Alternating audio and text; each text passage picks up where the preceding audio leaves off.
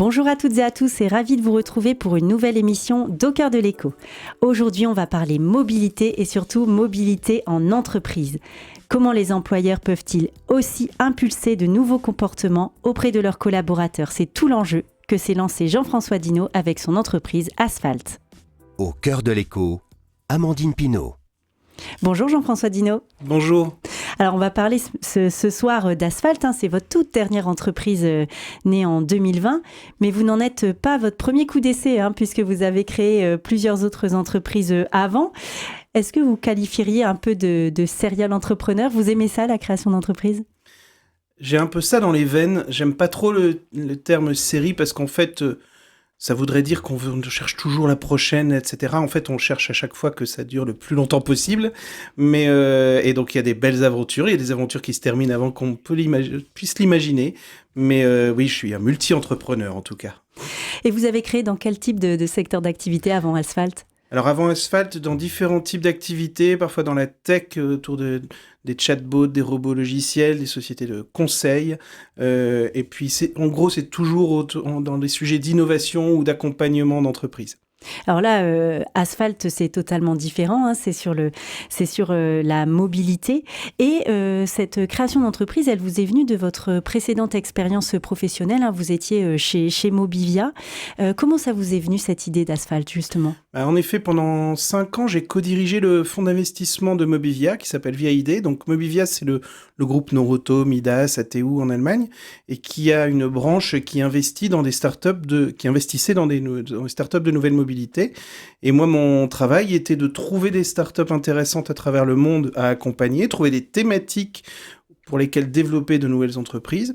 Et en fait, pendant toute cette période, je me suis passionné pour le monde de la mobilité parce qu'en fait, c'est certainement un des derniers secteurs à vivre sa révolution industrielle, entre guillemets, liée au digital, liée à plein de choses.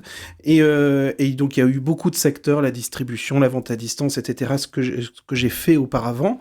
Mais ici, la mobilité est en pleine révolution depuis quelques années, bientôt 5 ou 6 ans. Et donc, ça permet de créer des nouveaux services, de répondre à de nouveaux enjeux. Et puis j'ai découvert que la mobilité, c'était aussi un peu le sang d'un territoire, voire de la vie, parce que ce qui nous permet de bouger, c'est ce qui permet de rythmer nos vies. Et donc ça touche nos modes de fonctionnement, nos modes de vie de chacun.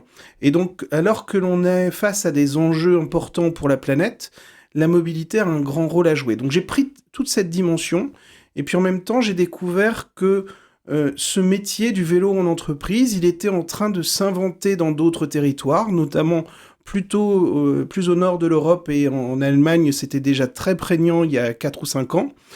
Et ce mode de fonctionnement sur lequel on va probablement revenir, lié au fait en plus qu'on parle de B2B et que donc on peut faire exister et développer de la valeur non seulement pour les collaborateurs mais aussi pour l'entreprise, ça m'a convaincu au bout de quelques temps que c'était réellement un sujet qui allait me passionner pour quelques années. Alors l'idée justement avec Asphalt, c'est de proposer aux entreprises une flotte, non pas de véhicules, mais de vélos. Ça n'existait pas auparavant ou c'était très marginal ? Alors, en fait, notre but chez Asphalt, c'est de faire que la part modale du vélo dans l'entreprise se développe. Et on a développé des tonnes de services, dont effectivement un service cœur qui est de mettre à disposition des flottes pour ces entreprises, pour qu'elles le mettent à disposition de leurs collaborateurs, et surtout qu'elles puissent attribuer des vélos. C'est le terme attribuer qui est important. On peut appeler ça du vélo de fonction, vélo d'entreprise. La question, c'est qu'effectivement, depuis longtemps, il y a des services de vélo partagés en entreprise, mais tant que ce mode de transport n'est que partagé, il est là pour dépanner. Au mieux, on va l'utiliser pour aller acheter son sandwich le midi, pour aller faire une balade ou pour aller visiter un client dans la journée. Par contre, ça ne transforme pas ma mobilité du quotidien. Si je veux que mon premier mode de transport devienne le vélo, ça doit être le premier mode de transport qui est prêt à sortir de chez moi le matin. C'est les premières clés que je peux attraper. Il est équipé, il peut transporter mon enfant, il a mon équipement si jamais il pleut, etc. Il est réglé à ma taille et il est adapté à mon usage. Vélo pliant, vélo électrique, vélo de ville, vélo pour faire de la route, selon les trajets que j'ai à faire. Et donc, tant que ce vélo, il n'est pas attribué et un peu sur mesure, il ne devient pas mon outil du quotidien. Donc, et comme l'enjeu aujourd'hui, c'est de transformer cette mobilité du quotidien, Eh bien, ce nouveau service, effectivement, n'existait pas il y a 4 ans en France. Alors vous proposez des vélos électriques, mais pas que, hein, je pense. Oui, on propose tout type de vélo, vélo mécanique, vélo pliant, pliant électrique ou vélo électrique, avec différents niveaux de gamme. Et alors l'idée, c'est vraiment que le collaborateur s'approprie le vélo pour l'utiliser justement au quotidien. Est-ce que ça s'adresse à tous les types de salariés? Parce que j'imagine que le commercial qui effectue beaucoup de trajets sur la route, ça ne s'adresse pas forcément à lui. Mais à qui peut plaire justement ces types de vélos? Alors en fait, quand on s'adresse à une entreprise ou qu'une entreprise s'adresse à nous, avec cette problématique de dire j'ai envie de décarboner au final les trajets générés par mes collaborateurs, on vient regarder où sont ces trajets. Et pour les trajets sur les trajets domicile-travail, on vient regarder quelle typologie de collaborateurs est à adresser, quelles sont les distances. Et puis après, on est effectivement en France où il y a 2 grandes catégories de collaborateurs, ceux qui ont droit à une voiture de fonction ou voiture de service et ceux qui n'en ont pas droit. Et on vient regarder où il y a le plus gros potentiel, est-ce qu'on équipe tout le monde, est-ce qu'on n'équipe pas tout le monde, etc. Le but, effectivement, enfin, c'est pas le but, c'est on sait très bien qu'on ne va pas remplacer toutes les voitures. On part d'une part modale qui est à 3%, on a un objectif d'au moins arriver à 12% assez rapidement. C'est donc, on ne va pas remplacer la voiture par un vélo pour tout le monde, mais pour les trajets possibles, pour les personnes que l'on peut adresser, venons remplacer ces fameux 3 à 5 km qui sont encore effectués ultra majoritairement en ville en voiture, alors qu'ils sont accessibles parfois à pied, parfois à vélo. Et alors, vous travaillez avec quel type d'entreprise? Plutôt gros groupe, plutôt PME? Comment ça se passe? Alors, on s'est spécialisé chez Asphalt pour travailler sur les grandes entreprises et on a créé en fait les services, l'infrastructure, la plateforme technique qui permet d'adresser les différents enjeux de ces grandes entreprises, que ce soit en termes de niveau de management, de validation, de facturation, de gérer du multisite. On travaille avec Cofidis, où il y a un gros siège en région lilloise, mais on équipe aussi tous les commerciaux à travers la France. Ça ne veut pas dire qu'on ne travaille pas pour les PME, PMI, mais que notre service est réellement dimensionné pour adresser les grands employeurs.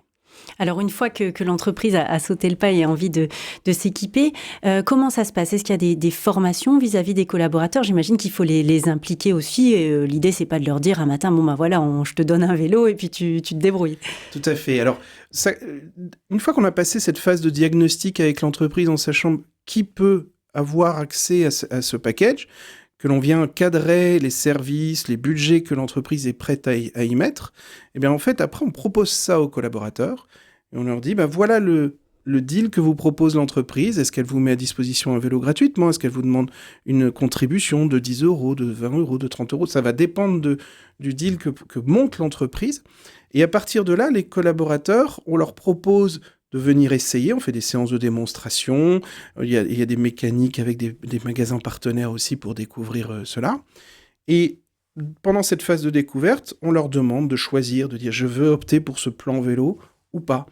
Il n'y a pas d'obligation, il n'y a pas de renoncement. Quand on parle des collaborateurs qui ne sont pas éligibles à une voiture de fonction, en fait, c'est juste un plus pour eux. Lorsqu'on parle des collaborateurs éligibles à une voiture de fonction, là, l'entreprise, soit elle dit ça va être en plus de la voiture et on vous demande de privilégier le vélo quand vous le pouvez, soit on a des entreprises qui disent je vais rogner un petit peu sur le budget de la voiture, vous allez avoir une option en moins, une catégorie en dessous pour avoir droit au vélo avec.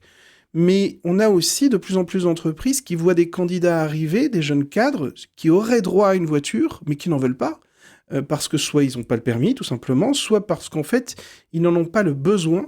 Ils ont appris à vivre, même aujourd'hui, on a l'âge du permis qui est complètement décalé. Quand on vit dans une grande métropole, en fait, une voiture devient une contrainte, on doit payer un parking, etc. Donc aujourd'hui, on a des entreprises qui nous appellent en disant « mais il faut que j'ai quelque chose à proposer à ces cibles-là ». Et donc, ces cibles-là, on leur propose un vélo et pourquoi pas une voiture à la demande pour partir en week-end et en vacances par rapport à un véhicule statutaire. Est-ce qu'on a des chiffres sur, justement, quand on calcule le bilan carbone d'une entreprise, qu'est-ce que ça représente, justement, la mobilité des collaborateurs? C'est un enjeu important et c'est aussi pour ça que au plus on parle à un grand employeur, au plus ça a de poids. Donc au plus j'ai du monde qui est en trajet tous les jours et les trajets domicile-travail font partie du bilan carbone de l'entreprise, au plus ça va avoir ce poids. Donc, le pourcentage va dépendre de l'activité de base de l'entreprise. Donc, quand on est dans une entreprise de service qui ne va pas avoir des usines de production qui, elles-mêmes, vont générer beaucoup de carbone, vous pouvez monter jusqu'à 30-35% du bilan carbone de l'entreprise qui est porté par la mobilité des collaborateurs. Oh, c'est beaucoup. C'est énorme. Après, quand on est dans de l'industrie lourde, forcément, l'enjeu est moindre. Mais l'entreprise, il voit ces enjeux-là de bilan carbone, mais il voit aussi beaucoup des enjeux de bien-être et santé des collaborateurs. Donc, au final, les motivations des employeurs vont être un peu différentes selon les cas. Et aujourd'hui, vous avez créé justement, après le Covid, on sait que c'est la période à laquelle l'utilisation du vélo a explosé. Est-ce que ça a permis de donner à Asphalt une dynamique autre, une vraie légitimité ? Complètement. En fait, je dirais même que j'avais cette envie de créer Asphalt depuis plus longtemps, mais la culture, l'usage du vélo n'avait pas encore eu un déclencheur assez fort pour sortir ce genre de service. Ça aurait été trop tôt. C'était beaucoup trop tôt. Et ça m'est arrivé dans mes expériences précédentes de sortir un produit trop tôt. On dit parfois qu'on peut avoir raison trop tôt. C'est surtout qu'on s'est un peu trompé dans la planification au final. Mais là, je me suis dit, clairement, c'est le moment. On s'attend toujours à ce que ça explose encore plus vite que ça ne passe. L'entreprise a déjà 4 ans. On s'imaginait décoller beaucoup plus vite que ça. Cette année est une année de 2024 de très forte accélération pour nous, parce que est venu différents phénomènes. Déjà la maturité du marché, mais aussi l'amplification par les JO. Et tout cela fait que c'était le bon moment. Mais plutôt, la culture, tout ce qu'on a vu en sortie de Covid, les coronapistes, beaucoup, l'usage personnel qui, au-delà de ça, c'est largement déployé pour plein de raisons. Hein. C'est pas le Covid en tant que tel qui a généré ça, c'est certainement aussi une prise de conscience des enjeux de bien-être, de développement durable, aussi de pouvoir respirer en sortant de confinement. On n'avait pas envie de se mettre dans un bus ou de se mettre dans un métro ou dans sa propre voiture. Et puis, on a touché un peu à cet usage du vélo au quotidien, et puis on découvre qu'en fait, c'est vachement sympa. C'est pas un effort. Alors justement, les vélos sont produits où ? Est-ce que vous travaillez avec des partenaires, j'imagine ? Votre métier, c'est pas de produire des vélos, hein, c'est de les mettre à disposition. On fabrique pas de vélos, on achète des vélos aux fabricants. Notre démarche durable, elle va aussi effectivement dans notre démarche d'achat. Et on s'est donné une grille, c'est-à-dire qu'il suffit pas de dire on travaille avec une marque française, parce que marque française, ça veut dire quoi en termes de chaîne de production ? Comme aujourd'hui, il suffit de faire de designer un vélo en France et de le distribuer en France pourra s'appeler une marque française. Pour nous, la chaîne de valeur, elle n'aura pas été forcément française. Donc si c'est négocier des produits asiatiques, ça ne nous intéresse pas en termes de bilan carbone. Donc la première grille, c'est déjà que le vélo soit avec une marque européenne, et qu'il soit construit, assemblé, et qu'en gros le plus de valeur ajoutée possible soit fait au plus proche. Ça, c'est notre grille de sélection. Et puis après, il y a un marché en face de nous où on a des clients qui nous demandent tel ou tel produit, telle ou telle catégorie, et pour lequel on doit trouver l'adéquation avec cette offre. Et donc aujourd'hui, on travaille avec des marques françaises, mais aussi des marques hollandaises, des marques belges essentiellement, pour proposer cela à nos clients. Et vous avez combien de références en tout ? Alors, en tout, au final, beaucoup. Parce que même quand on est en gros, chez certains clients, en moyenne, on va rester entre 7 et 10 modèles de vélos proposés pour un client. Donc, on crée un catalogue dans une entreprise qui va être composé de 7 à 10 modèles. Ces mêmes modèles sont déclinés en coloris taille. Donc, en fait, vous allez déjà avoir 50, 60 configurations possibles, ne serait-ce que du vélo. Après, si les gens ont le droit d'ajouter une sacoche, un porte-smartphone, des porte-bébés, etc., ça vous crée autant de combinaisons, d'où la complexité et l'intérêt de notre métier. Oui, c'est vraiment du sur-mesure, en fait. Tout à fait. Alors, on en a parlé tout à l'heure. Vous disiez qu'en France, 3% des trajets quotidiens seraient effectués en vélo. En Allemagne, par exemple, on grimpe à 12%. Comment on explique ce différentiel ? Alors, essentiellement parce qu'on est sur des territoires où on n'a pas abandonné l'usage du vélo au profit de la voiture. Il faut se dire simplement les choses. On est pourtant en Allemagne dans le pays de la voiture. On ne peut pas dire que c'est des pays avec ou sans constructeurs. On est en Allemagne dans un pays sur lequel on est très attaché à la voiture. Et même l'usage du vélo, on pourrait se dire c'est concentré sur les métropoles. Non, c'est vrai sur tout le territoire, ce taux. Donc en fait, c'est une question d'équipement, de pistes cyclables et de culture. Donc la culture est restée là. La culture, elle vient dès le plus jeune âge. À quel âge j'apprends à faire du vélo et est-ce que j'emmène mes enfants à vélo à l'école et est-ce que dès qu'ils roulent à vélo, je les laisse rouler à vélo au moins à côté de moi et j'organise ensuite leur trajet à vélo pour qu'ils aillent de manière autonome à l'école. Ça, c'est la culture. Et puis après, il y a la sécurité venant des pistes cyclables. Sur les 2 points, la France avait pris un retard énorme depuis les années 70. Et là où d'autres pays ont pris d'autres voies. Donc on va dire qu'une voie médiane est l'Allemagne qui est restée dans des taux acceptables. On ne demande pas forcément de venir tout de suite dans des taux tels que ceux du Pays-Bas, qui pourtant était un pays très développé sur l'usage de la voiture, mais qui avec la crise pétrolière a fait un choix assez drastique de revenir au vélo. Et j'y étais encore la semaine dernière voir nos fabricants, c'est juste stupéfiant de voir l'usage et l'équipement et comment tout cela interagit. Ils sont à combien de pourcents par exemple? Alors je ne l'ai même pas en tête, mais on doit être au double ou au triple de l'Allemagne. Et ça encore une fois sur une moyenne nationale. Lorsque vous êtes en centre-ville des métropoles, là-bas, vous ne voyez pratiquement plus de voitures. Mais donc il y a un ordre des mobilités avec une priorité aux piétons, ensuite au vélo, et puis il y a de la place pour la voiture quand il y a de la place. En France, on voit très bien que tout tourne autour de la voiture, et même les piétons sont mis à l'écart des voitures. C'est en train de bouger depuis quelques années. Justement, le gouvernement prévoit vraiment que la part modale grappe à 12% à horizon 2030, donc autant dire demain. Oui. On a vraiment du retard par rapport à tout ça? Oui, en fait, ce plan vélo, il a été lancé par Elisabeth Borne il y a bientôt 3 ou 4 ans. On a pris du retard déjà sur ce plan. Moi, je regarde la bouteille à moitié pleine, c'est-à-dire que l'usage continue à fortement progresser. On voit des villes se transformer et enfin laisser de la place, encore une fois, aux piétons et aux vélos. On a des effets accélérateurs comme les JO que nous allons vivre, qui provoque aussi des réflexions, des mutations dans les usages. Et ce que je vois aussi de très positif, c'est que tant qu'on n'avait pas passé ce point d'inflexion, on va dire avant Covid, lorsqu'on crée une piste cyclable, les territoires et les responsables des territoires se disaient « mais pourquoi je l'ai fait ? Il n'y a personne dessus ».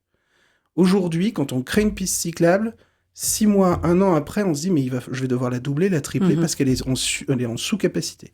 Donc le changement culturel, il est là, c'est qu'on a passé ce point d'inflexion et qu'aujourd'hui, on est réellement arrivé à ce point qui est vrai dans les autres pays, c'est que l'infrastructure précède l'usage.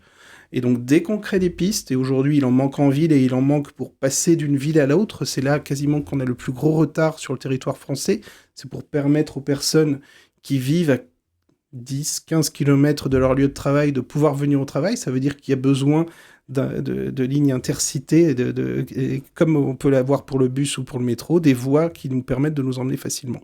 Et comment vous qualifieriez le réseau des Hauts-de-France, justement, par rapport à d'autres régions très étendues, mais au niveau des pistes cyclables et des infrastructures, comment on s'en sort ? On a accumulé un gros retard sur les Hauts-de-France, et encore plus même en métropole lilloise, qui est une des grandes métropoles françaises les plus en retrait sur l'usage du vélo.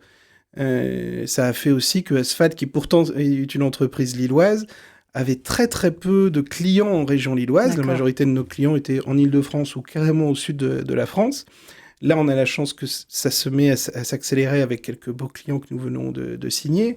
Mais il y a quelque chose d'attaché à la culture, à l'équipement, et puis aussi à l'étalement urbain et en gros aux endroits où on travaille. C'est-à-dire qu'une métropole où le bassin de travail va être très concentré en centre-ville, va être plus facile à travailler pour le vélo qu'une métropole comme Lille, où parfois il faut vraiment prendre la main des utilisateurs pour leur faire découvrir que oui, c'est possible. Mmh. J'habite un endroit aux alentours de Lille et je dois aller à la Haute-Borne. C'est pas évident parce que toute sa vie, on est passé par X voies rapides et voies qui ressemblent à une autoroute pour y aller.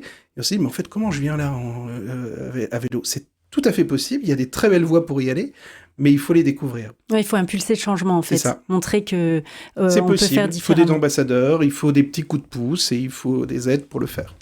Est-ce que vous avez mesuré, parmi les clients que vous avez, le nombre de personnes qui ensuite passent, par exemple, peut-être pas totalement en vélo, mais en tout cas une grande partie de leur trajet le passent en vélo grâce à Asphalt? Oui, en fait, on édite tous les 6 mois un baromètre de cet usage, déjà à destination de l'entreprise pour qu'elle voit les effets bénéfiques de leur usage, à la destination aussi de chacun, parce que chacun va pouvoir suivre quel est le nombre de kilomètres qu'il a parcouru, donc le carbone qu'il a pu économiser, les euros qu'il a pu économiser en essence ou en gasoil.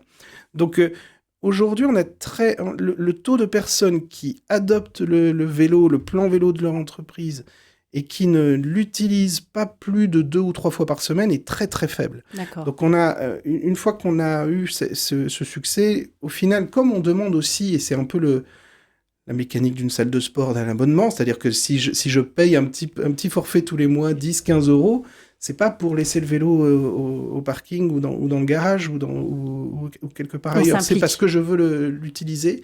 Et on le voit dans tous les baromètres, même d'usage, même au-delà de nos clients. Cette année, par exemple, a été une année difficile dans les magasins de vélos. Les ventes ont baissé, alors suite à plusieurs années de grosses augmentations, mais l'usage a continué d'augmenter. Donc la croissance est là, les changements d'usage sont en cours. Vous parliez tout à l'heure des JO et j'aimerais qu'on revienne justement là-dessus. On projette de nombreuses difficultés de déplacement, essentiellement à Paris, mais on sait que Lille va accueillir aussi des épreuves. Est-ce que vous pensez que les entreprises doivent adapter leur mobilité à cet événement ? Vous avez déjà des demandes ? Alors, ou c'est peut-être même déjà trop tard ? En Île-de-France, on a eu d'énormes demandes. En gros, cette année, pour faire simple, notre activité, elle est sur un doublement, x2, x2,5 d'année en année. Et on est venu rajouter un 1, donc on va aller plutôt de l'ordre de 3,5 cette année, grâce au JO. Et ça se passe effectivement essentiellement en Île-de-France, avec des grands employeurs, de partenaires des JO ou d'entreprises qui pouvaient aussi être gênés par le déploiement des JO, qui ont accéléré leur plan de déploiement de vélo ou qui nous ont sollicité sur une offre plus moyenne durée en disant comment vous pouvez équiper mes collaborateurs pour les 4 mois à venir. Donc c'est le cas pour... Alors il y a des entreprises qu'on a le droit de citer, d'autres non, mais on va dire qu'il y a un grand opérateur du digital, partenaire des JO, qui équipe près de 200 collaborateurs qui sont là pour installer les réseaux et les démonter après les JO. On a aussi des gens comme Toyota ou Nike qui nous ont pris des flottes pour opérer toujours en Île-de-France. Sur la région lilloise, aujourd'hui, on n'a pas eu de sollicitation. J'ai l'impression qu'on va découvrir un peu tardivement qu'on aurait bien pu le faire. Mais c'est vrai qu'aujourd'hui, moi qui suis lillois, je vois qu'on n'estime pas trop où est-ce qu'on va être gêné au final sur les différents lieux, ne serait-ce que d'entraînement et de match. L'impact pour les utilisateurs, pour les entreprises, n'est pas encore énormément sensible. Là où ça fait... les grands employeurs avec qui on travaille en Île-de-France, ça fait 1 an que nous sommes sur le projet. Donc on est encore capable de faire des choses en ce moment, en dernière minute, parce que par exemple, ces employeurs-là nous sollicitent pour rajouter des vélos à leur flotte. Il y a quelques demandes comme ça de dernière minute. On est encore capable de le faire. Après, dans 1 mois, ça commencera à être difficile. Ce sera un petit peu juste. Là, vous avez une grosse actualité ces jours-ci. Vous avez reçu la visite de Patrice Vergrit, le ministre des Transports, qui est venu à M. Qu'est-ce qu'il est venu faire, justement ? C'était quoi l'idée de cette visite chez Asphalt ? Alors, Patrice Vergrit est venu avec Karima Delli, qui est la présidente de la commission transport au Parlement européen. Et ils sont venus inaugurer 2 choses. Un atelier qu'on appelle Atelier XXL à M, qui est une chaîne de préparation de nos vélos, et puis ce service chez Cofidis, qui est devenu un des plus grands employeurs français à déployer du vélo en entreprise. Cette chaîne de préparation, c'est la première fois en fait que notre métier, le vélo en entreprise, passe à une échelle industrielle, où on a besoin de pouvoir préparer, sur notre chaîne, on est capable de préparer 150 à 200 vélos par semaine. Préparer des vélos, ça veut dire les sortir, ils arrivent en carton depuis les fabricants, comme ils peuvent arriver dans les magasins. On doit les assembler, les régler, vérifier tous les aspects de sécurité, et puis trouver et adapter tous les accessoires qui vont faire que la commande est complète, jusqu'au casque, gilet de sécurité, cadenas, etc. pour les collaborateurs. Et donc les vélos sortent de cette chaîne prêts à rouler et à livrer aux clients. Et donc ça, on s'est doté d'une capacité de préparer jusqu'à 200 vélos par semaine parce qu'on avait cette demande. On a livré 150 vélos la semaine dernière. Donc on avait cette demande amplifiée par les JO. Donc il est venu soutenir le fait que ce vélo en entreprise était réellement un axe de développement fort de la part modale du vélo, et qu'en plus on venait contribuer avec une industrie du service à la réindustrialisation de notre secteur. Et puis l'autre aspect, c'était effectivement aussi festif que d'aller inaugurer cette flotte à Villeneuve-d'Ascq sur le campus de Cofidis, où on va déployer presque 450 vélos pour 450 collaborateurs. Au bout de quelques mois de projet, on est typiquement sur une entreprise où on est passé de 3% de part modale du vélo à 15% en 4 mois.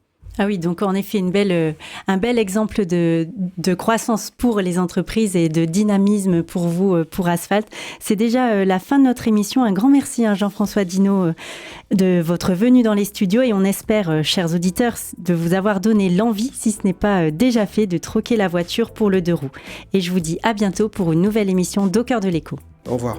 Au revoir.